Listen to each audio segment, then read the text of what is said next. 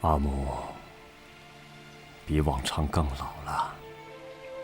再说媳妇这次又有了身孕，看来汝贤还是关心你的，去跟他说几句话吧。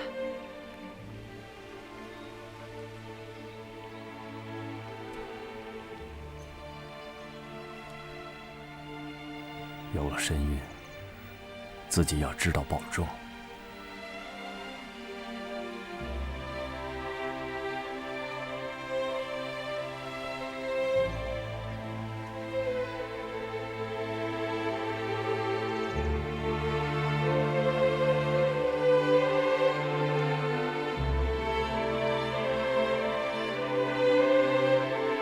该走了，我们也要起楼了。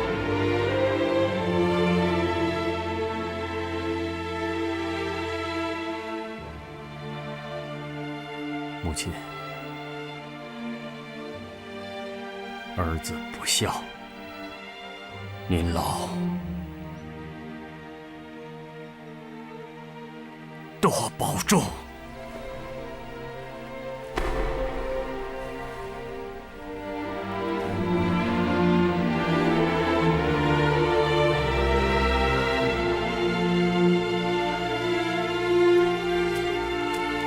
汝贤，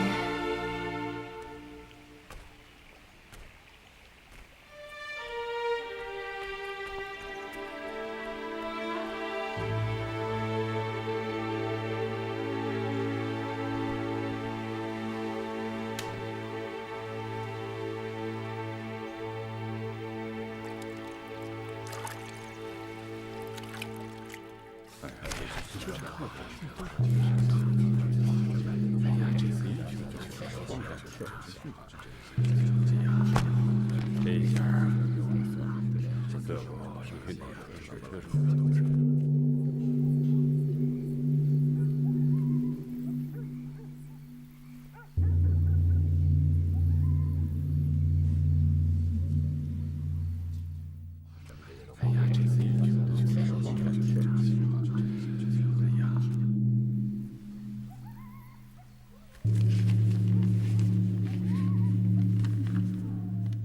御驾乔迁，钦天监择的时辰是子时整，现在已经是戌时，各部再清点一下，是不是每个官员的贺表都收齐了？会哥了，都收齐了。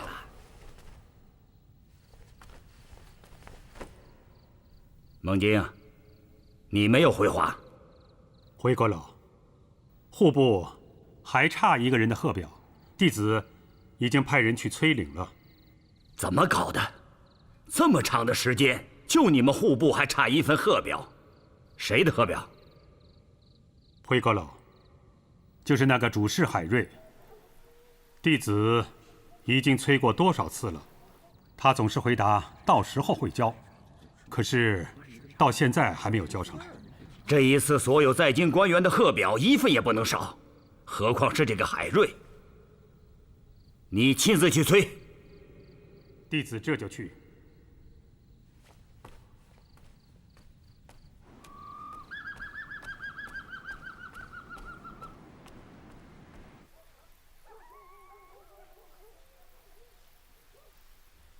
说这海瑞怎么就能差这一个呢？这都是什么缘故？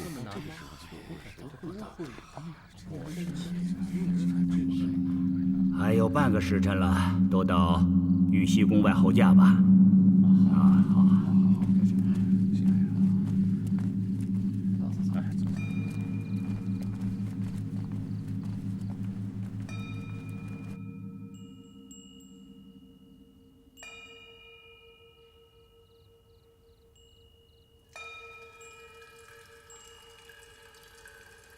主子，离吉时还差3刻呢，咱不急。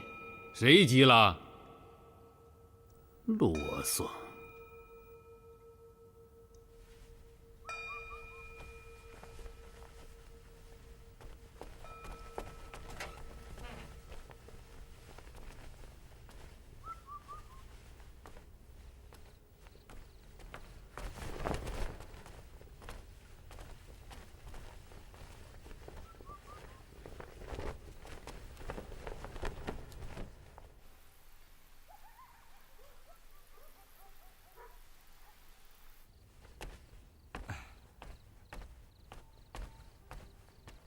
启奏主子，青字贺表都呈上来了。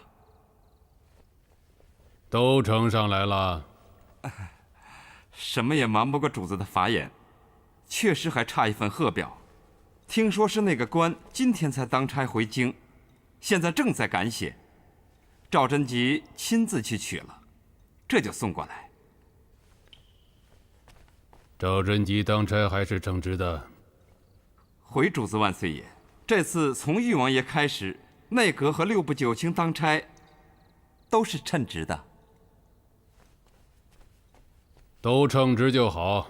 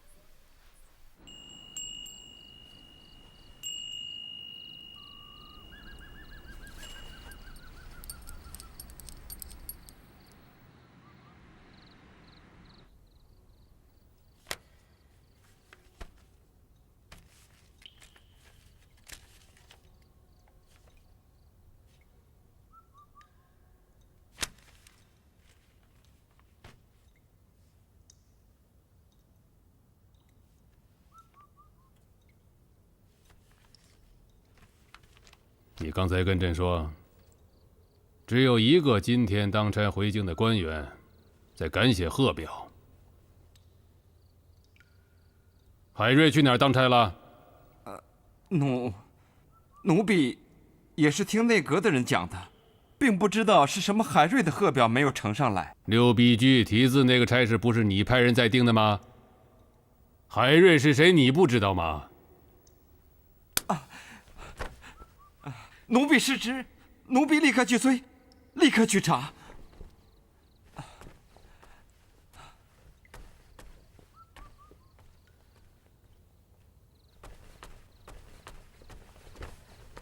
阁老，这到底是怎么回事啊？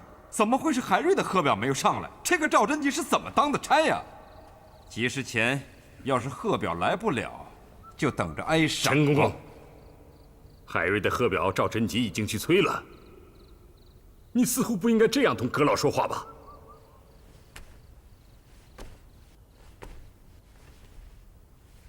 我现在不想跟你抬杠，要是今天真的起不了架，就不是我怎么说话了。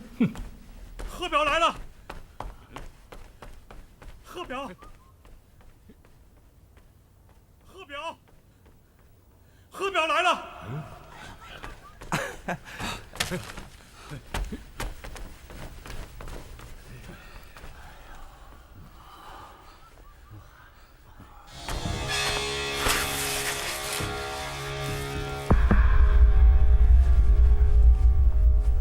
主子，普天同庆，海瑞这份贺表也呈上来了。无量寿佛，离吉时还差半刻呢。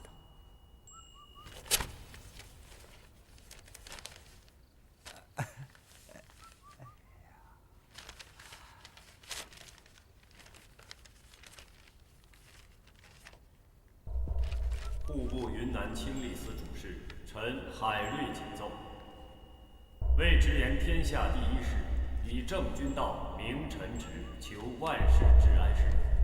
君者，天下臣民万物之主也。唯其为天下臣民万物之主，责任之重。臣恭进言，而君道思称也。臣受国恩厚益，请直有犯无隐之意，披肝胆为陛下言之。陛下天职英断，睿智绝，继位初年，铲除疾病，焕然与天下更始。瑞经未尽，妄念牵之而去，一意修玄。富有四海，不曰民之高旨在世，而耻兴土；而20余年不视朝，纲纪迟矣，天下利坛降落，民不聊生，赋役增长，事如玄磬。反了！反了！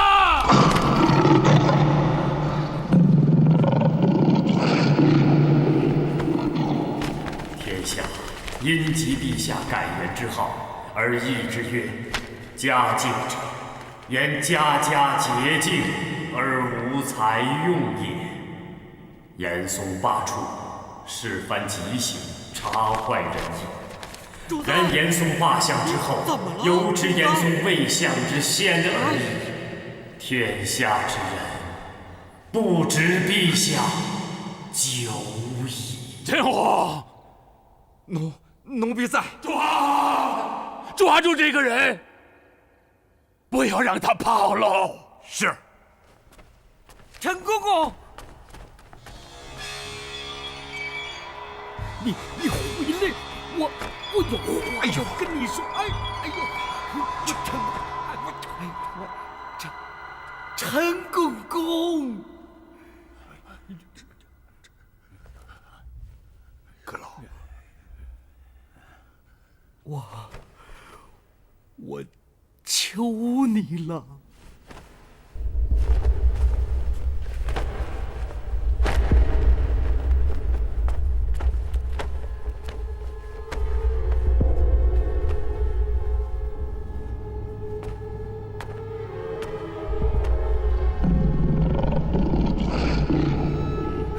天大的事儿，也比不过主子龙驾乔迁呐。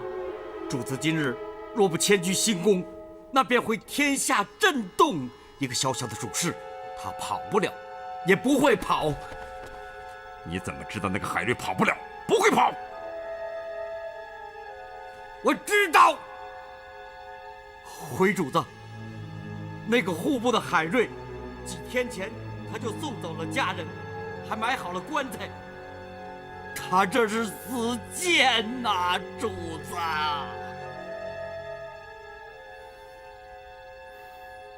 你是怎么知道的？你怎么知道的？主子，有预谋，有人指使。回主子的话，户部的事你是怎么知道了？知道了为什么不陈奏？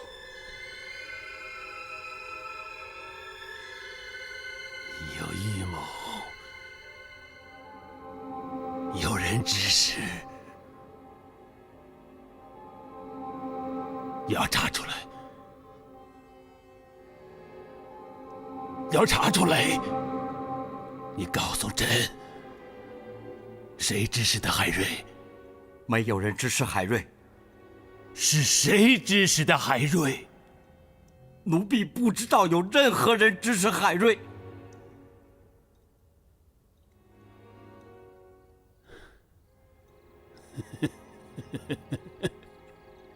朕不会追究你的。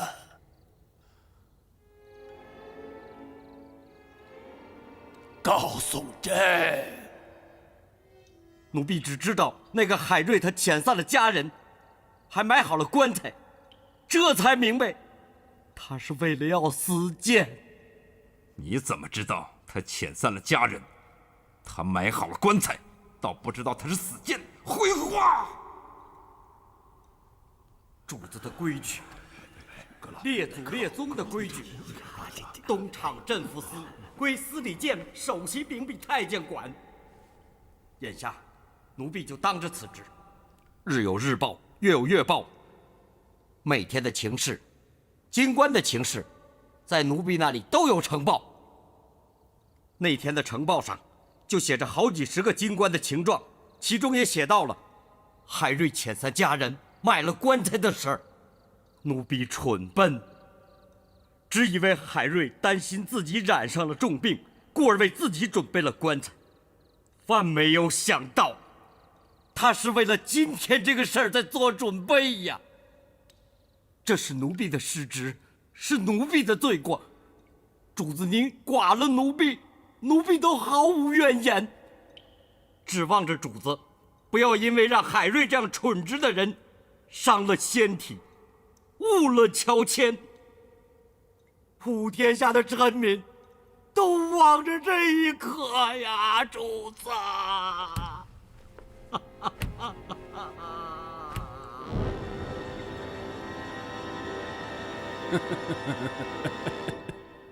朕明白了，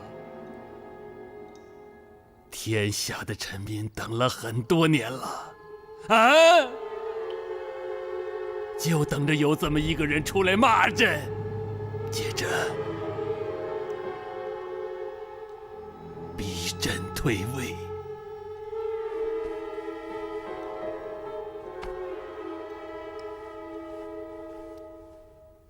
上下一心，内外勾结。哎呀，朕居然被你们蒙在了鼓里面！皇姐，你告诉朕，吕方临走的时候都跟你交代什么了？叫你跟外面什么人商量了？背后的主使是谁？废话，废话！你告诉朕，朕赦你无罪。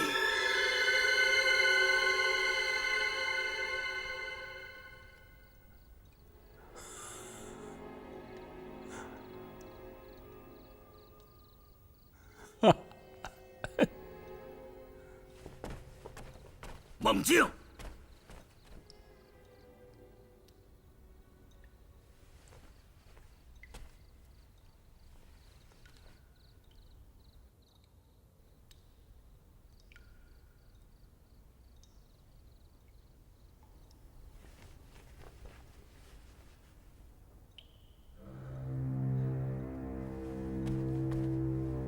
启奏皇上！尚书赵贞吉有本陈奏。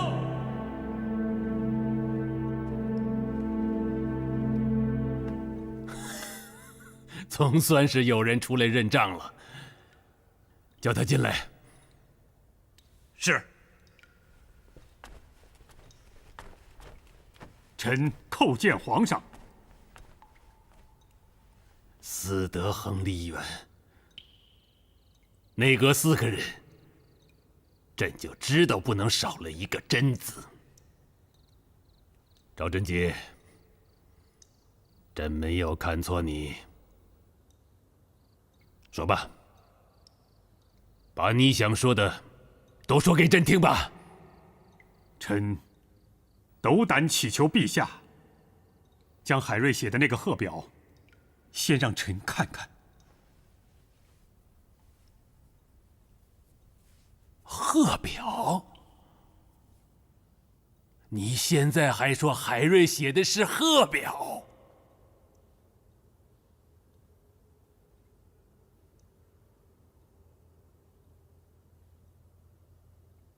臣再次斗胆祈求陛下，将海瑞写的那个东西，让臣看看。你只想说，这个海瑞写的这个东西，你事先一点儿也不知道是吧？臣回奏陛下，臣确实不知道。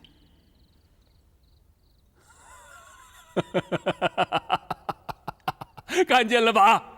一个比一个厉害。啊，先是把自己洗刷干净了，再来跟朕斗法。赵贞吉，你岂不闻魔高一尺，道高一丈？臣愚钝，不知圣上所指，请圣上明示。好，那朕就明示。你是户部尚书，是吧？海瑞是哪个部的主事？回奏陛下，海瑞是臣主管的户部主事。海瑞的这个东西是谁拿来的？是臣亲自到他家里拿来的。是谁让你去拿的？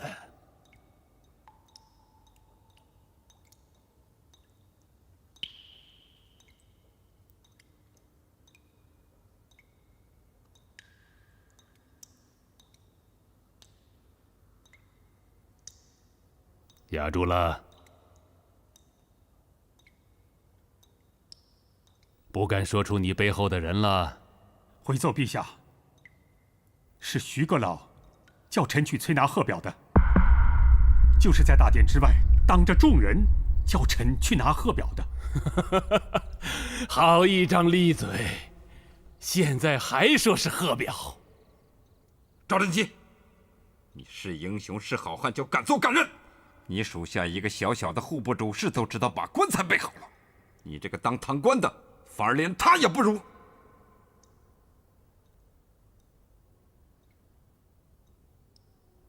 赵贞吉，你被陈洪问住了。回奏圣上，臣不是被陈公公问住，而是臣不屑回答陈公公这样大逆不道之言。主子，海瑞就是这个赵贞吉指使的。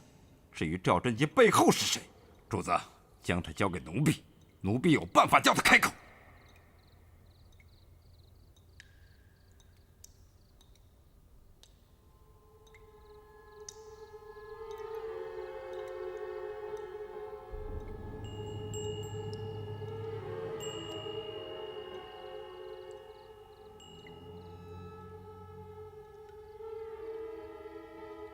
你就不想听他如何说你是大逆不道吗？是。说。海瑞是臣的属下，他欺君，等同于臣欺君，此臣罪一。海瑞写的这个东西，是臣亲自拿来呈奏给圣上的，呈奏者与书写者同罪，此臣罪二。海瑞呈奏上来的，是何等狂悖犯上之言，臣知与不知，由此二罪已难逃其咎。海瑞既然备下了棺材，愿意伏诛，臣无非也备下一口棺材，伏诛罢了。陈公公问臣是不是英雄好汉，臣这就回陈公公的话：海瑞狂悖犯上，陈公公何以称他为英雄好汉？海瑞既不是英雄好汉，陈公公何以把臣也叫做英雄好汉？陈公公这话本就是大逆不道之言，臣恳请皇上命陈公公收回此言，臣方可有下言陈奏。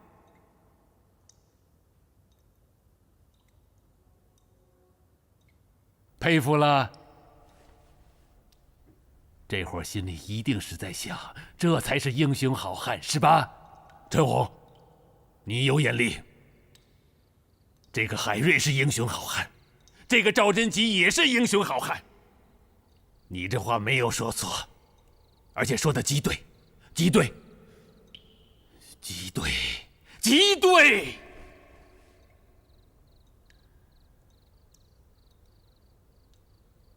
你不知道吧？朕这一生就喜欢英雄好汉，包括你的什么恩师，什么靠山，什么同党，什么是英雄好汉都站出来，朕都喜欢。阁老，臣不是英雄好汉，臣也没有同党。臣是嘉靖21年的进士，是天子的门生。要说恩师，陛下就是臣的恩师。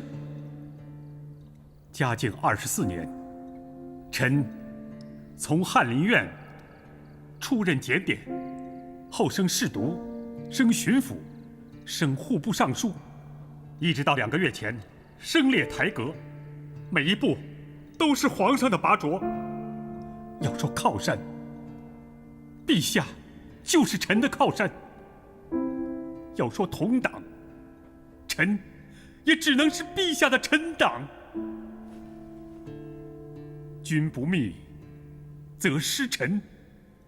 陛下适才所言，非君论臣之道，臣恳请陛下收回。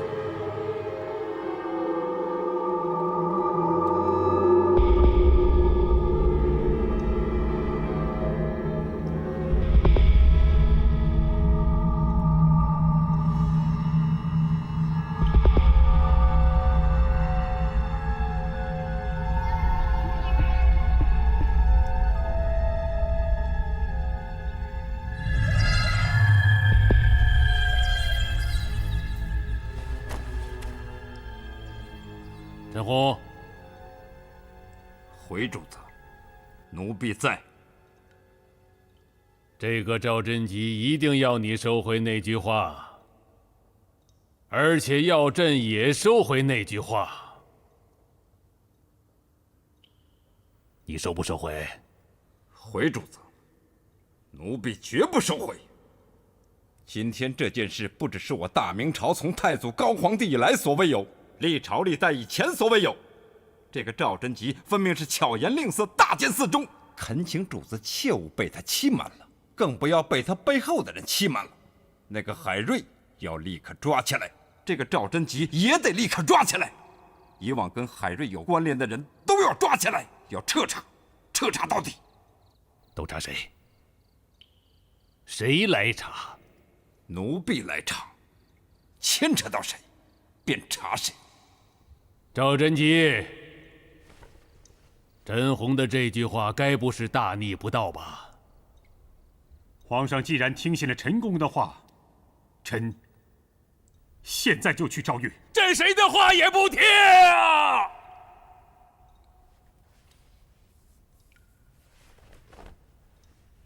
你想去诏狱，现在还早了些。你刚才不是说是朕的门生吗？是朕的臣党吗？是与不是，朕现在不会认，也不会否你。朕就认你是个英雄好汉。这句话朕也绝不会收回。让英雄去查英雄，让好汉去查好汉。对，让英雄去查英雄，让好汉去查好汉。让英雄去查英雄，让好汉去查好汉。陈洪，奴婢在。你一个，赵贞吉一个，刑部一个，督察员一个，大理寺一个，督场一个，镇抚司一个，传电官一个，宣督官一个。去查海瑞，去查他的后台，他的同党，去查。启奏，启奏主子，奴婢该从谁查起啊？先抓哪些人呢？从谁查起？从谁查起？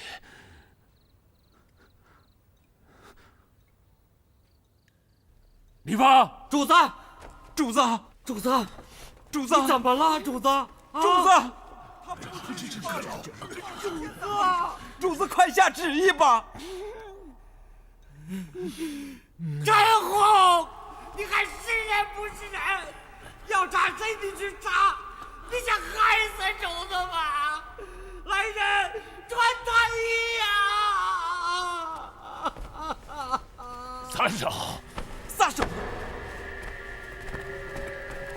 皇上！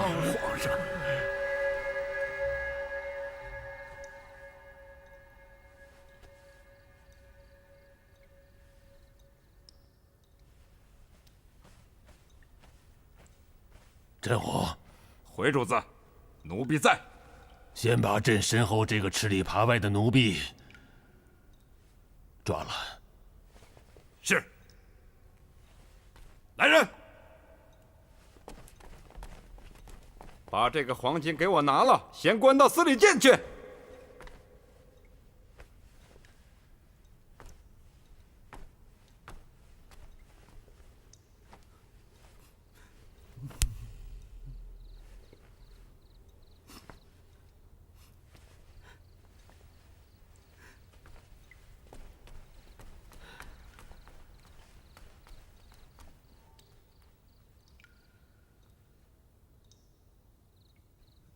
徐阶，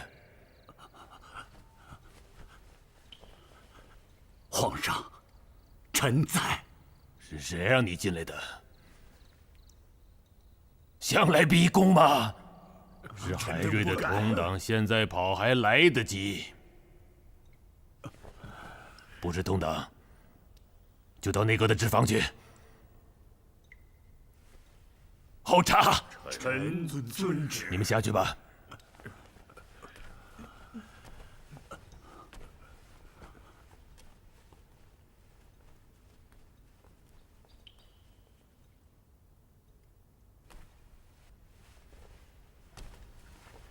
站住！做了一回英雄好汉，你也想走？臣后旨。朕没有旨给你。听陈洪的吧。拿着那个畜生写的这本东西。该查谁，该抓谁，该审谁，怎样审？这位英雄立刻去审那个好汉，问的话答的话，一个字也不能落下，给我记好喽。是。赵大人，请吧。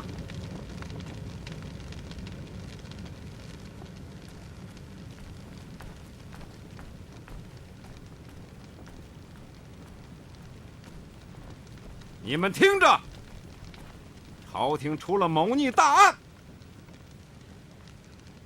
一个户部主事上了本，要逼皇上退位。至于他背后牵着谁，一个个都要查出来。现在，先从我们身边查起，把那个姓黄的奴婢给我押进来。是。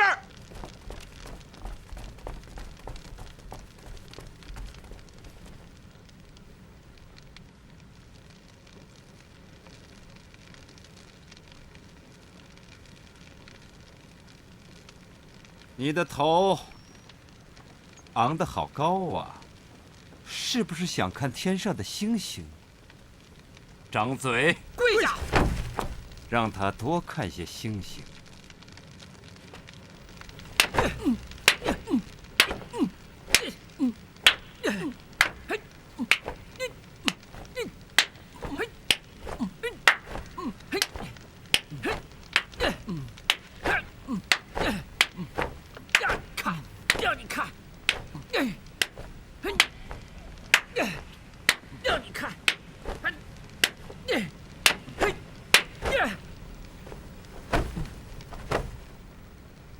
扶起来，起来！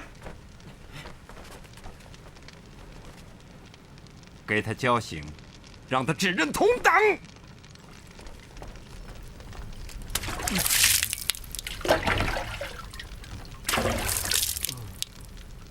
义不义气，现在都不管用了。要是不想牵连更多的人，你就指出几个同党。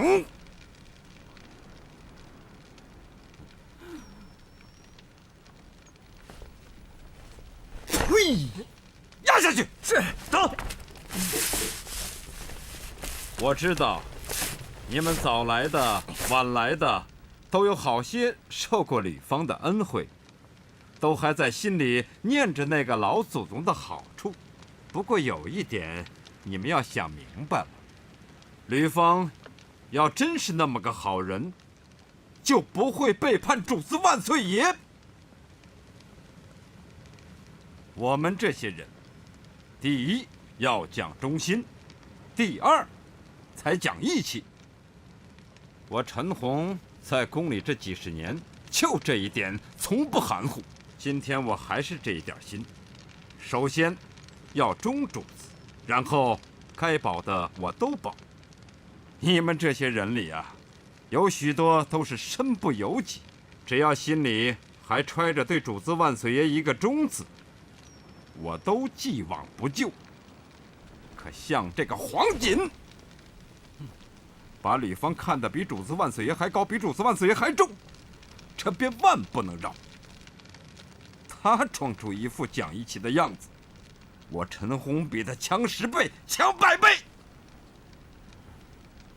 在这里我说了，宫里24衙门，外加一个镇抚司。以往跟吕方有关联的，我只抓一个，便是这个黄锦。其他的只要幡然悔悟，不再念着那个吕方，不再跟着黄锦跑，我都保。可有2个人我保不了，因为这2个人和海瑞有往来。朱祁、祁大柱，归过来。海瑞是古往今来第一个大逆不道的人，你们怎么要和他卯在一起呀？陈公公，陈公公，你不要再问了，给我们上刑具吧。不用，钢筋铁骨的人，上刑也没有用，打了也没用。叫你们天良发现，把事情都讲出来。来人，在，把他们押下去。是。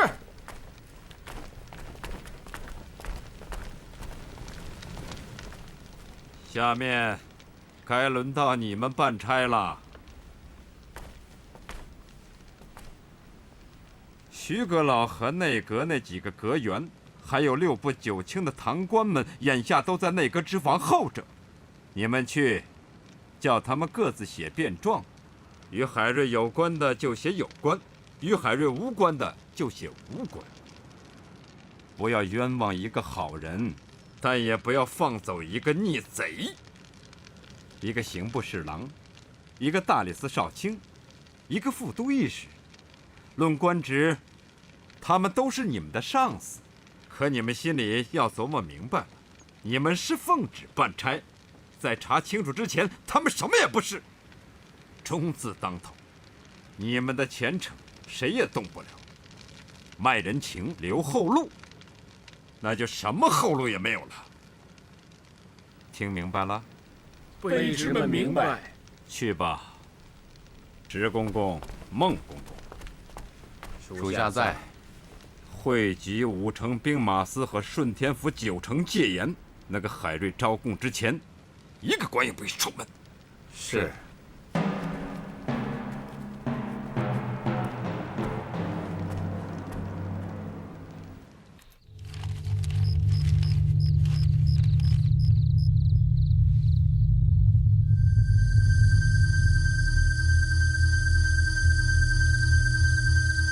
王爷，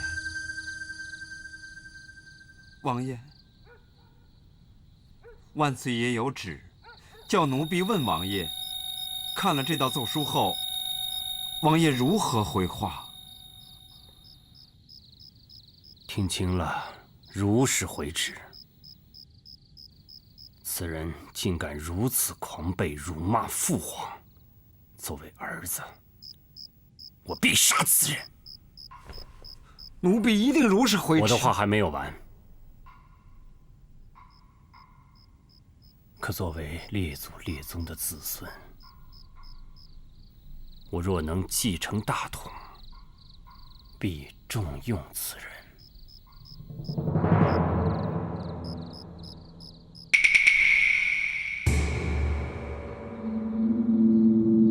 王爷，奴婢恳求王爷将这后一句话收回去。不收回，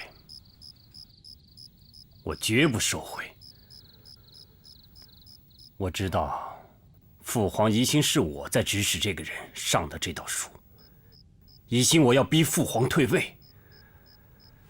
我这就写本章，恳请父皇开去我的王爵，罢为庶民也好，赐我自尽也好，我一定立刻奉旨。王爷，王爷，王爷想亡了列祖列宗的江山吗？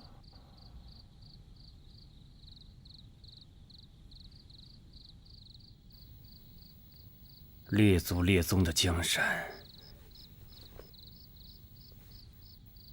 已经要亡在你们这些人的手里了，还用得着我去亡吗？王爷这话包括奴婢。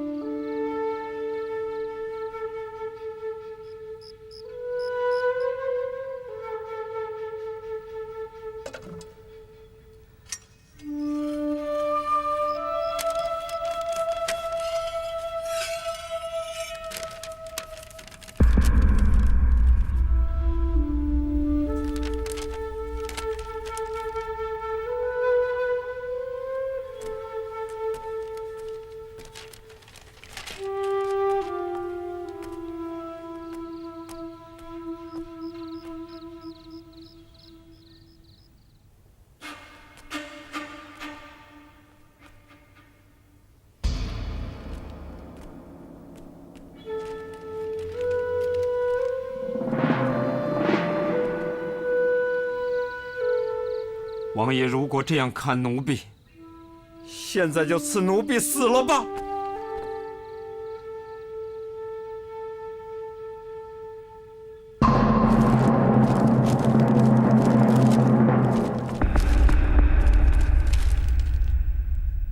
内阁大臣6部9卿的堂官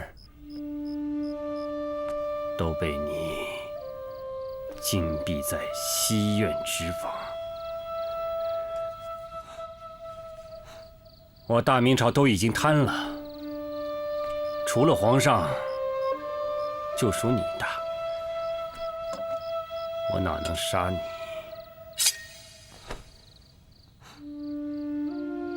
王爷冤死奴婢了。王爷既然这样认定奴婢，奴婢今天不死，明天不死，总有一天会死无葬身之地。要死的人了，恳求王爷让奴婢说几句话吧。你要说什么？谁能挡你？别说皇上万岁爷那样刚烈的人，从古至今，摊上哪一个帝王看了海瑞这样的奏书能够忍受得住？正如秦王所言，天子一怒，流血千里。今天冒出了这么一件通天的事儿，王爷告诉奴婢，奴婢该怎么做？起来吧。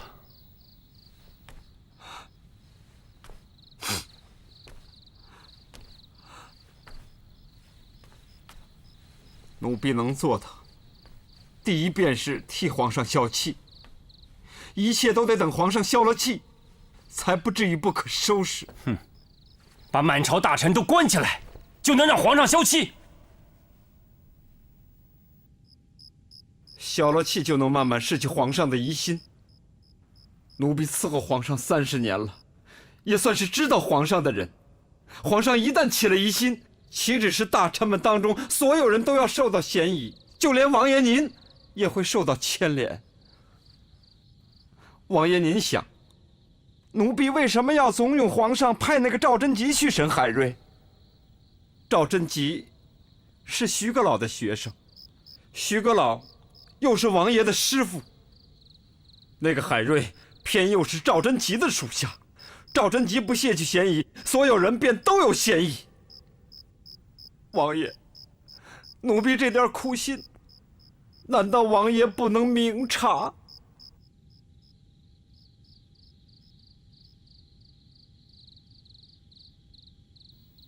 你过来说。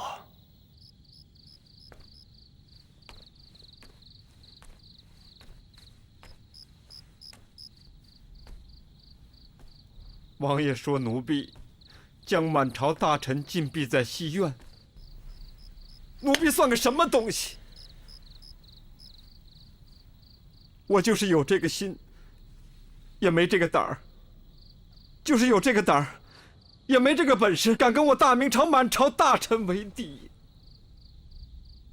这个时候，我只能让他们在纸坊坐着，同时奴婢已经将海瑞进京后所有的形状从司礼监调出来，呈上去给皇上预览。海瑞进京后所有的情形，奴婢早就问过了。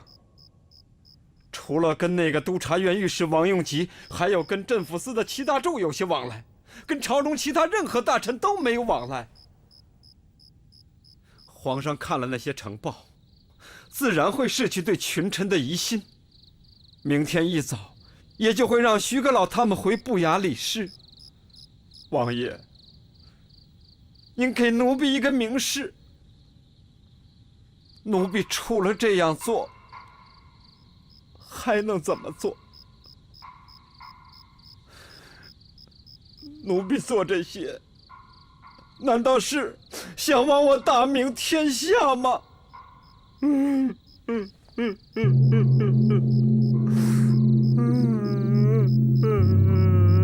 你不能露出去。赵大人问完了，我们自然会开锁，让您老出来。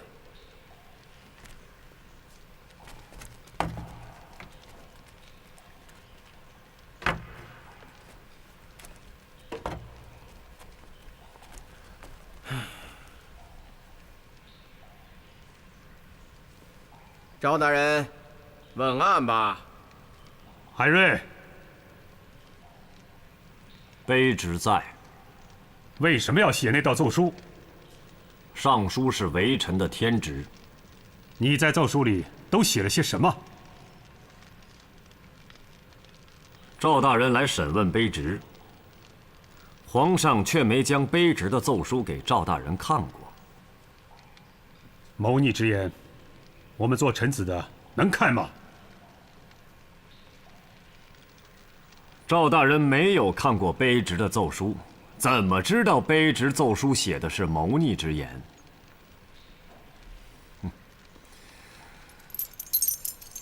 卑职的奏书里写的是不是谋逆之言？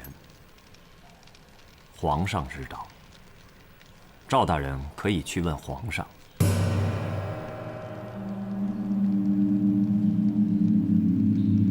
我现在问的是你，我是奉旨问你。卑职的奏书是写给皇上看的。皇上如果愿意恭祝众大臣，自会给你们看。皇上如果不愿恭祝众大臣，我什么都不能说。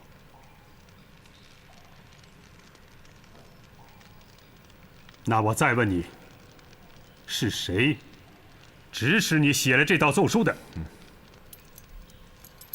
赵大人平时上书，也要人指使吗？卑职给皇上的奏书里写得很清楚，第一句就是“户部云南清吏司主事，臣海瑞谨奏”。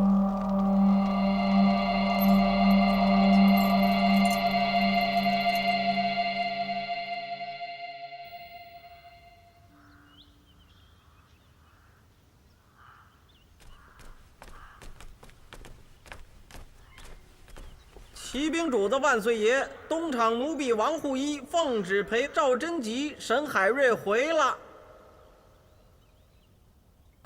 过场走得倒挺快。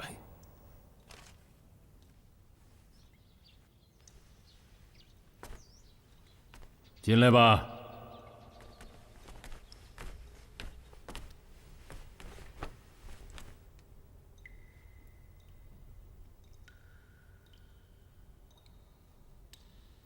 扔在那儿，朕不看。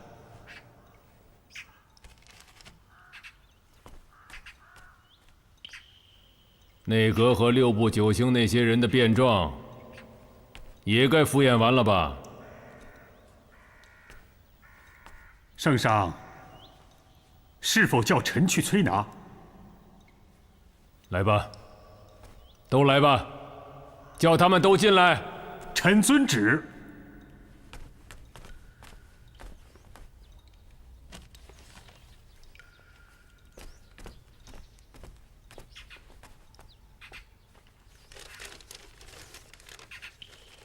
奴婢陈洪给主子万岁爷复旨来了。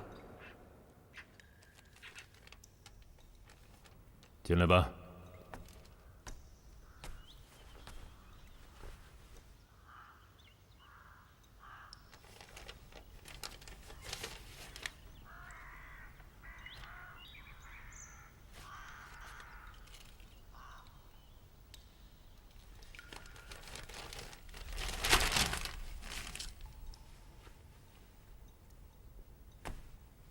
禹王没有写点什么东西来吗？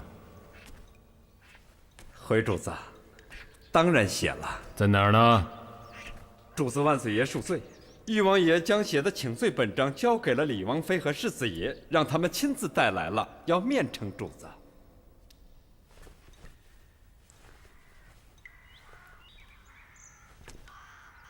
叫他们进来吧。是。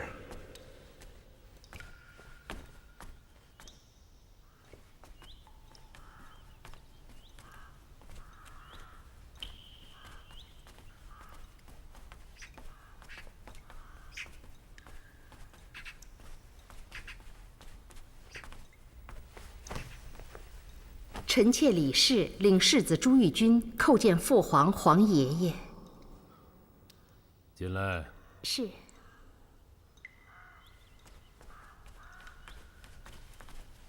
免了。起来吧。赐座。是。来，过来。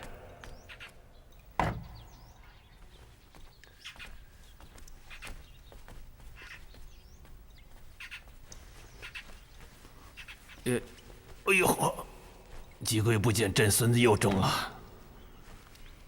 臣妾李氏带来了禹王的请罪本章，敬请父皇预览。天皇，奴婢在。去门外看看，朕的那些忠臣们都来了没有？是。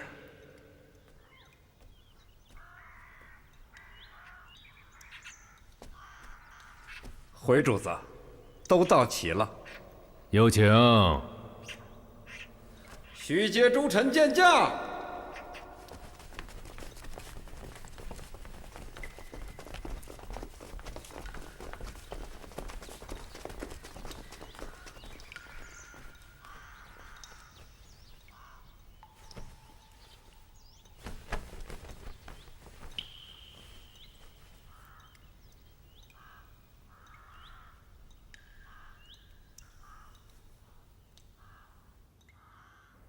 你们手里都拿的什么呀？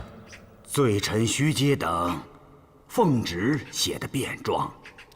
辩的什么？罪臣等与海瑞有无关联？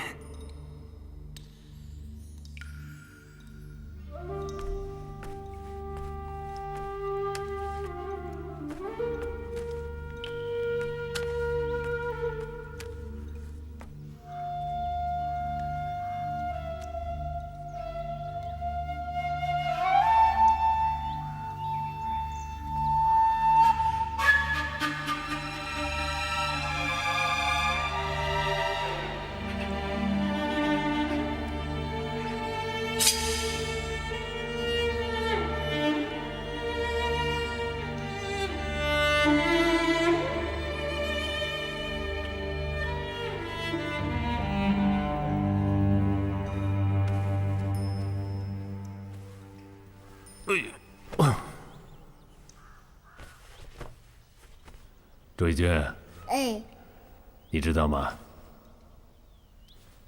你的父王，还有门口那些大臣们，送来的都是什么吗？回皇爷话，都让皇爷不高兴的东西。还是朕的孙子知道皇爷爷的心思。好，既然是皇爷爷不高兴的东西，你说该怎么办？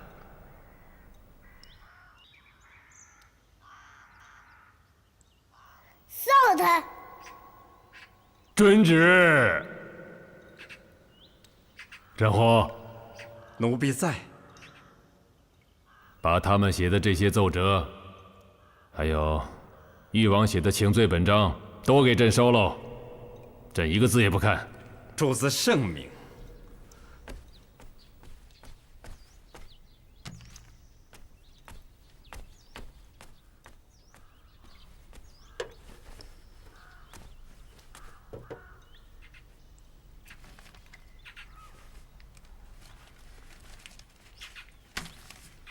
圣上，如天之仁，臣等感愧莫名。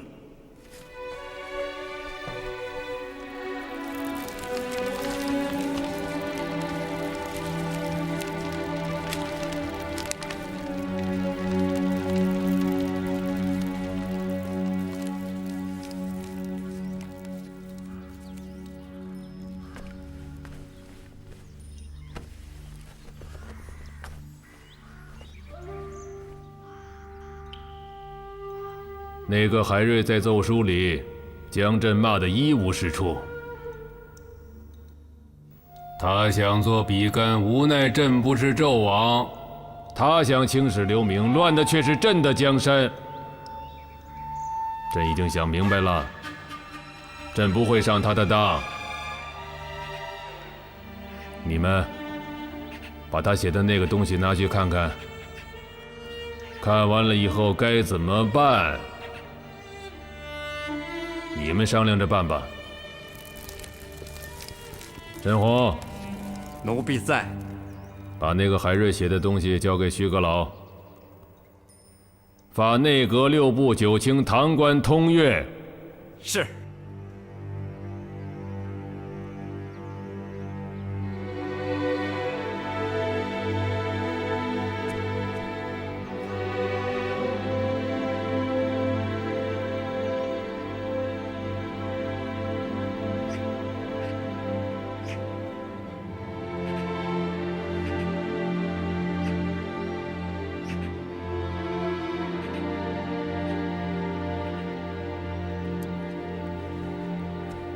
匪夷所思，匪夷所思。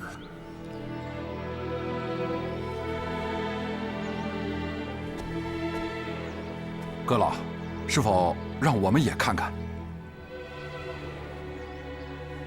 阁老，还是让大家赶紧看吧。看完后得立刻让三法司审案论罪呀。二位有何意见呢？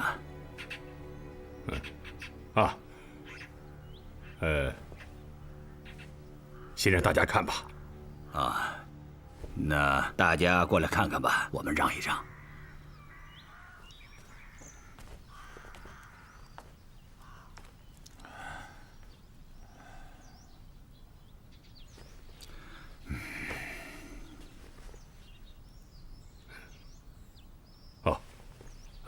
沈大人，让你们刑部的人先过来看吧。大家过来看吧。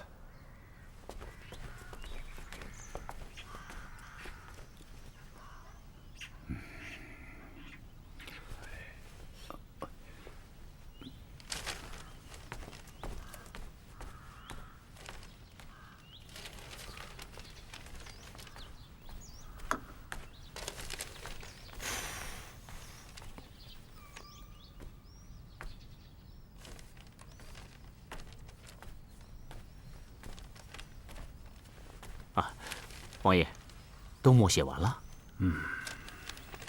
虽不敢说一字不差，错也不过3、5次。太岳，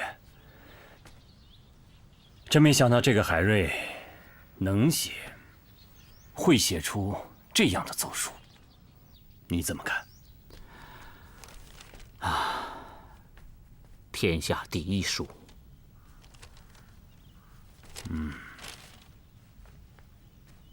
这个人，你怎么看？国之利器。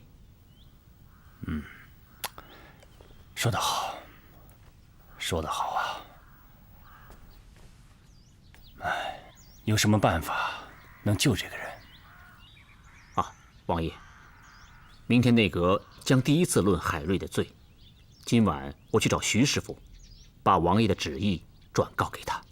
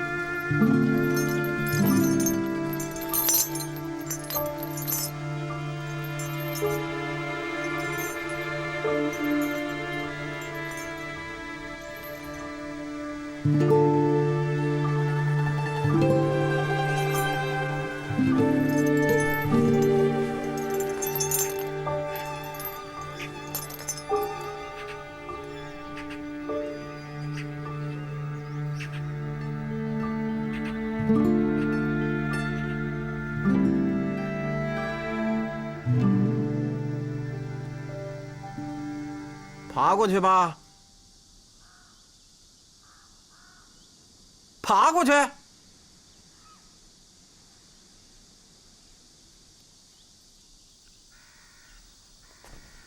哼。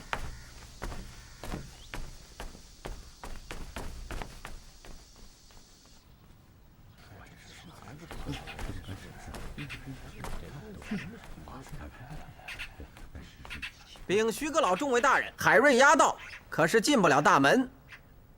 为什么？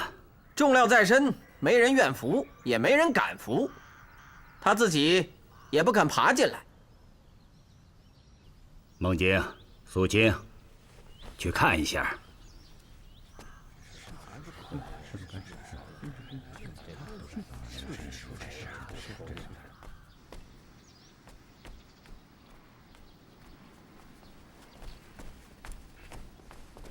韩瑞，到了这里，你还这般冥顽不灵吗？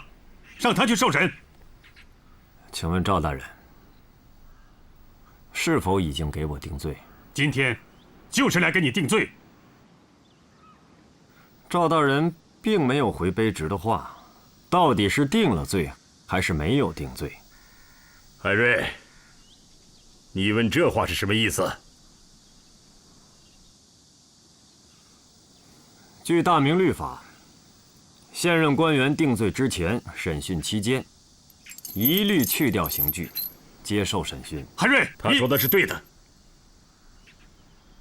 这是大明律法载有明文的，应该去了刑具，解了镣铐。高大人，这给不给海瑞去掉刑具？上面打没打招呼？回赵大人，上面打了招呼，这个海瑞的镣铐不能解。谁打的招呼？陈公公。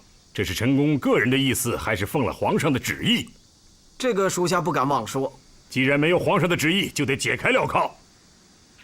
官员在定罪前审问之时，一律不戴镣铐，立刻解了。那这个属下得请示陈公公。慢，先回去问一下徐阁老吧。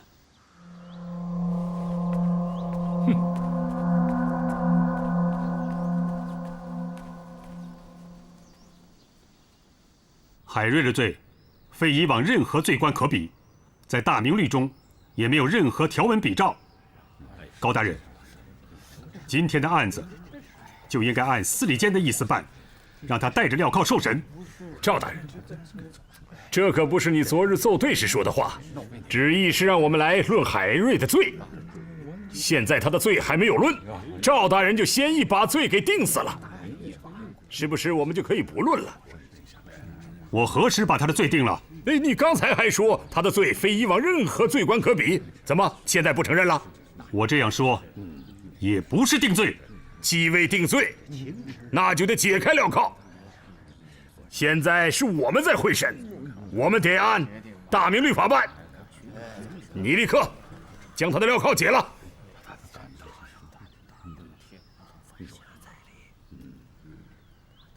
既然你们不解镣铐，那我们就退场，叫陈公公来审吧。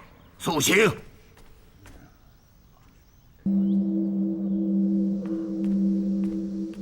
按内阁的意思，解了罪官的镣铐。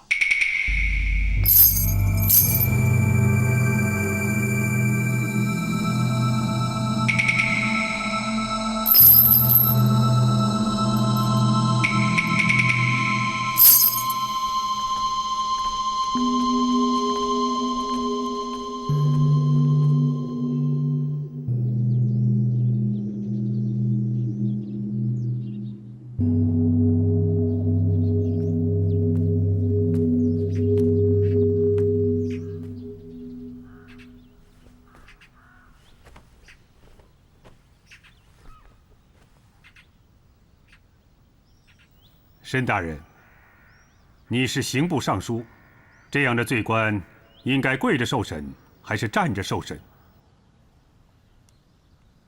以大明律法审讯官员条例，官员在定罪之前未行革职的，3品以上的是坐着受审，3品以下的是站着受审。那你们就开审吧。阁老，属下如果没有记错的话，昨夜在玉溪宫，圣上已经有旨，是命赵大人亲自审讯海瑞。孟静，昨夜圣上的旨意是这样的，该怎么问，你主审吧。我遵旨。海瑞，我昨夜审过你了，可今天是内阁和三法司会审，我问你的话，你要一一如实回答。请问，你以贺表为名，暗藏祸心，写的这道狂犬吠日、力骂君父的大逆之言，上至誉王，下到内阁和6部9卿大臣看了，无不义愤填膺，万难理喻。我现在要问你，这样做到底是背后有人指使，还是你自己丧心病狂，以妖执名？皇上既然给诸位大臣看了卑职的奏书，我现在就可以回赵大人和诸大臣。我在奏书里开篇明义说得很清楚，上这道书是为了正君道、明臣直、求万世治安事。上这样的书，进这样的言，是为臣的天职。卑职在奏书里所言之事、所论之理，有哪一件、哪一条不是实有其事，不是圣人之理？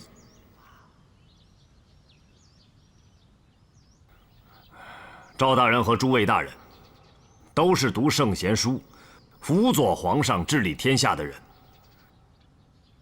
看了卑职的这道书，会认为卑职的话是丧心病狂、为妖执名吗？狡辩！你说你没有受旁人指使，又不是为了妖名，难道我大明朝君道臣直能够交给你这样一个小小的户部主事来管吗？赵大人的话，卑职听不明白。有什么不明白的？你又要正君道，又要明臣直，君道有何不正？臣直有何不明？居然字字句句指斥力骂圣上，从古至今，有你这样的狂悖之徒吗？赵大人的话，卑职听明白了。徐阁老，有什么话请说。大明律法载有明文，审案官与被审的人，曾经有成见者、有过节者，应当回避。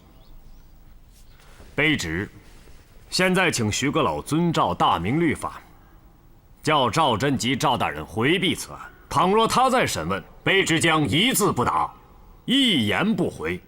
放肆！放肆！阁老，此人狂悖嚣恶，与江洋大盗无异。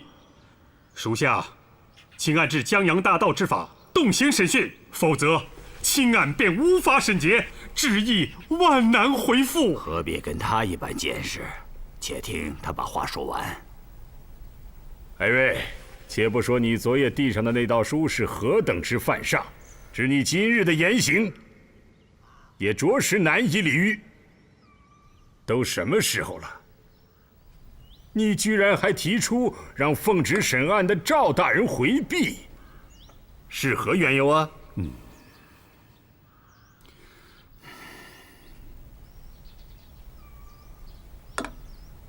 嘉靖40年，卑职在浙江任淳安知县，赵大人任浙江巡抚。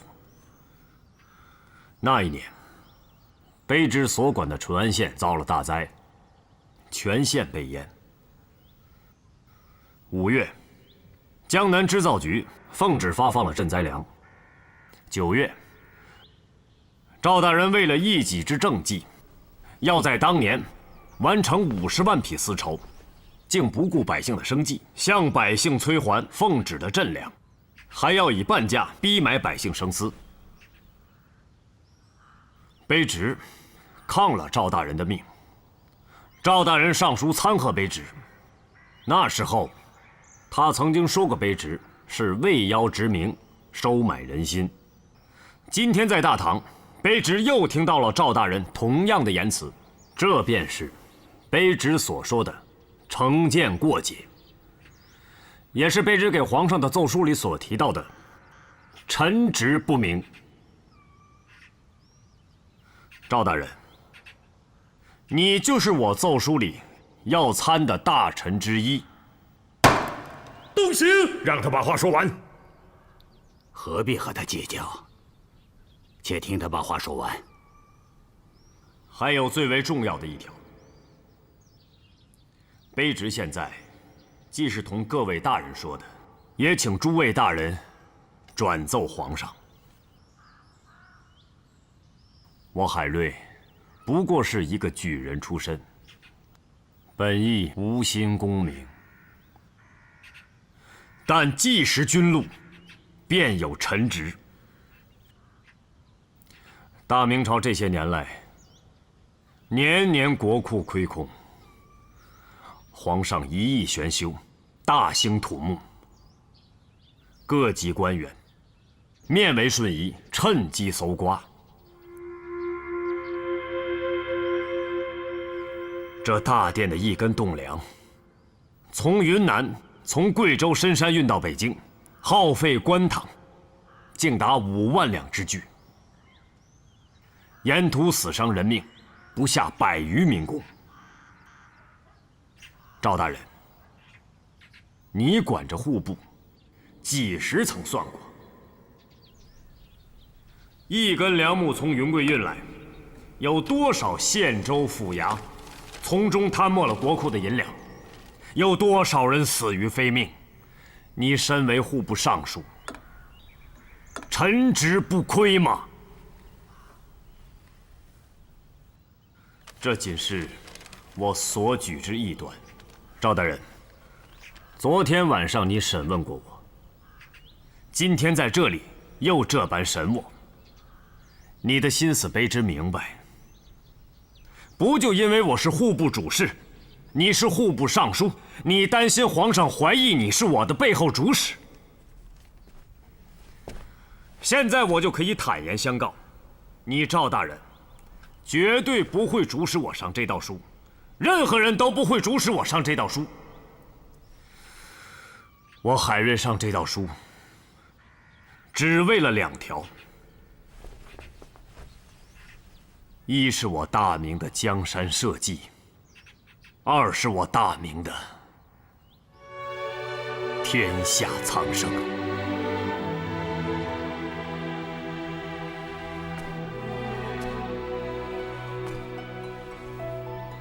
赵大人，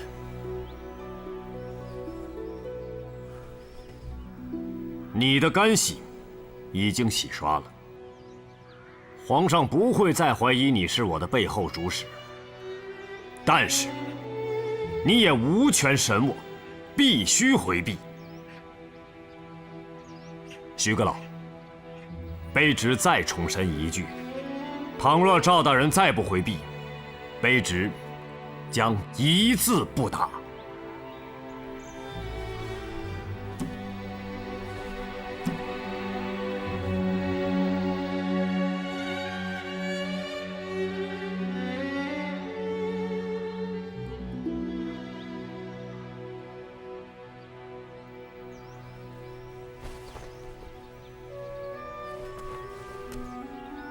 阁老，现在该如何办？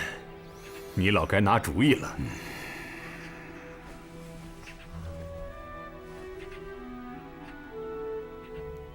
这得请旨。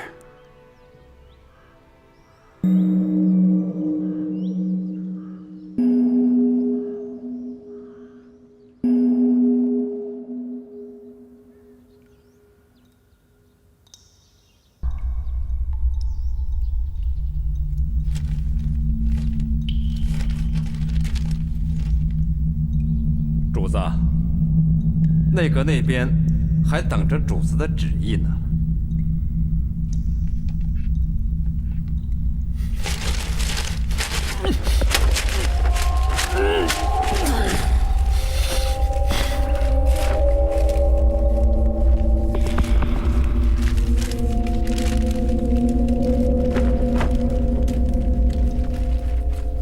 孽障！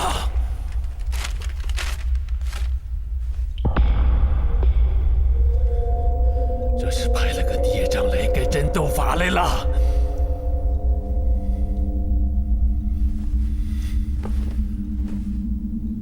干脆由奴婢动刑，我就不信降不服他。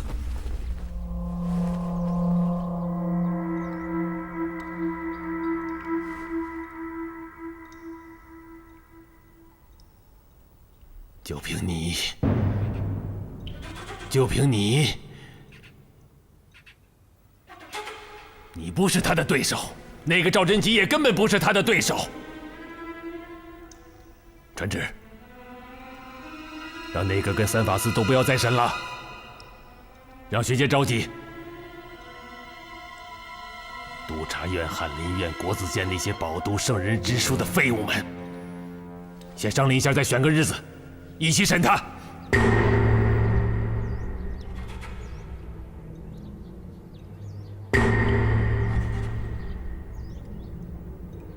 要他把马震和马群臣的那些话，一个字一个字的嚼了，再咽回去。